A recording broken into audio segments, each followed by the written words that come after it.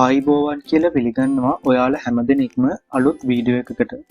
අද අපි කතා කරන්න බලාපොරොත්තු වෙන්නේ ඒකපුද්ගල ආදායම් මත ලෝකයේ ධනවත්ම රටවල් 10 පිළිබඳව. ඒ වගේම මේ රටවල මූලික ලක්ෂණ සහ දත්ත පිළිබඳවත් කතා කරන්න බලාපොරොත්තු වෙනවා. එහෙනම් අපි බලමු මොනවද මේ රටවල් කියලා. අංක 10 ඩෙන්මාර්කය. උතුරු යුරෝපයේ පිහිටා ඇති සුන්දර රාජ්‍යයක් වන ඩෙන්මාර්කය මේ ලයිස්තුවේ 10 වන ස්ථානයේ සිටිනවා. වෙල්ෆෙයාර් ස්ටේට් නැමැති ආකෘතියට අනුව සෞඛ්‍ය, අධ්‍යාපන හා සමාජ අයිතිවාසිකම් සියල්ලක්ම රජය මගින් නොමිලේ සපයනු ලබනවා. ජනගහනය මිලියන 5.9ක් තරම් සුළු ප්‍රමාණයක් සිටින අතර ආර්ථිකය මූල්‍ය සේවා, නිෂ්පාදන සහ කෘෂිකර්මාන්තය මත රැඳී පවතිනවා. ඩෙන්මාර්කයේ වාර්ෂික ඒකපුද්ගල ආදායම ඇමරිකානු ඩොලර් 88,934ක් පමණ වෙනවා. අංක 9 ඇමරිකා එක්සත් ජනපදය. ඇමරිකා එක්සත් ජනපදය කියන්නේ ලෝ විශාලතම ආර්ථිකයේ හිමි රටයි. දළදේශීය නිෂ්පාදනය අතින් ගතහොත් ලෝ ධනවත්ම රට වන්නේ ඇමරිකාව. නමුත් මේ ලැයිස්තුව සකස් කර තිබෙන්නේ ඒකපුද්ගල ආදායම් මත නිසා ඇමරිකා එක්සත් ජනපදයේ හිමි වී තිබෙන්නේ 9 වන ස්ථානය. මේ ජනගහනය මිලියන 355කට අධිකයි. ජනගහනයට සාපේක්ෂව ඒකපුද්ගල ආදායම ඇමරිකානු ඩොලර් 89,105ක් පමණ වෙනවා. Google, Microsoft, Apple, Tesla වැනි තාක්ෂණික නවෝත්පාදනද හොලිවුඩ්, මූල්‍ය සහ ගුවන් තාක්ෂණය අතින්ද ඉදිරියෙන් සිටීමට ඇමරිකාව සමත් වී තිබෙනවා. අංක 8 ගයනා. දකුණු ඇමරිකාවේ පිහිටා ඇති රටක්. ගත වූ වසර කිහිපය තුළ අලුතින් සොයාගන්නා ලද තෙල් සම්පත් නිසා ආර්ථික මට්ටම ඉහළ ගිය රටක්. ජනගහනය ලක්ෂ 8ක් තරම් කුඩා ප්‍රමාණයක් සිටින නිසා වාර්ෂික ඒකපුද්ගල ආදායම ඇමරිකානු ඩොලර් 94,258ක් වැනි ඉහළ අගයක පවතිනවා. වසර ගණනාවක් පුරා ආර්ථිකයේ පසුබැසුණු රටක් වුවත් සම්පත් සොයා ගැනීම නිසා දැඩි වෙනස්කම් වලට ලක් වූ රටක් බවට පත් වුණා. අංක 7 බ්‍රූනයි. අග්නිදිග ආසියාවේ පිහිටා ඇති කුඩා රාජ්‍යයක් වන බ්‍රූනයි රටේ මුළු ආර්ථිකය තෙල් හා ගෑස් මත පදනම් වී තිබෙනවා. ජනගහනය ඉතා කුඩා නිසා පුද්ගල මට්ටමින් ආදායම ලොව ඉහළ මට්ටමේ පවතිනවා. එනම් වාර්ෂික ඒකපුද්ගල ආදායම ඇමරිකානු ඩොලර් 95,758ක් පමණ වෙනවා. සෞඛ්‍ය හා අධ්‍යාපන වැනි සමාජ සේවා බොහෝමයක් මෙම රට මගින් නොමිලේ සපයනු ලබනවා.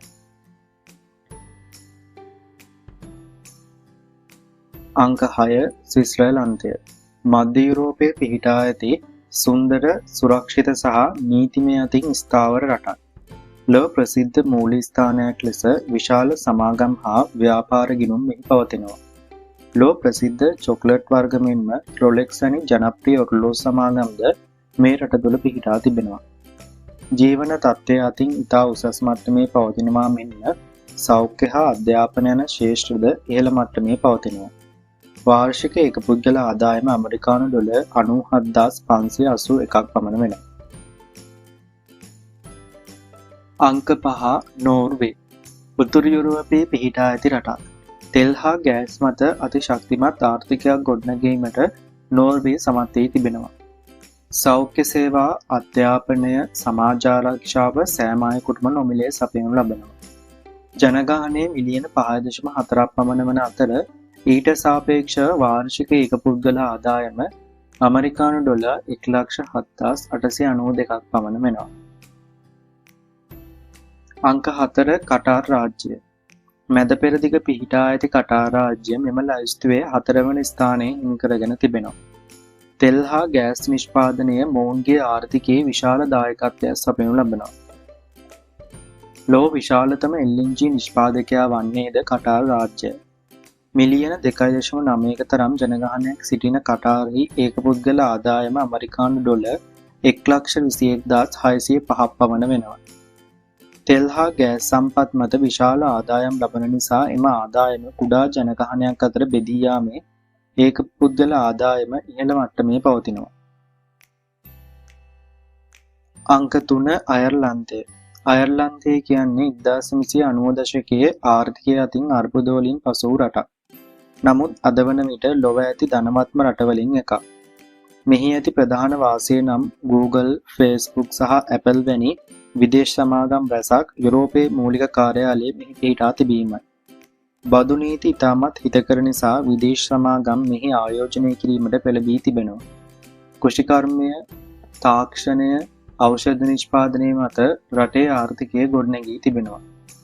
මේ රටේ වාර්ෂික ඒකපුද්ගල ආදායම ඇමරිකානු ඩොලර් 1,34,000ක් පමණ වනවා.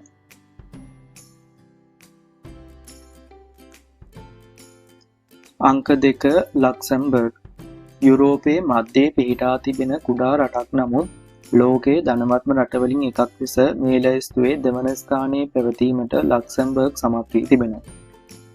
මෙහි ජනගහනය 6,60,000ක් තරම් කුඩා අගයක් ගන්නා නිසා ඒකපුද්ගල ආදායම ඇමරිකානු ඩොලර් 1,52,915ක් පමණ වෙනවා.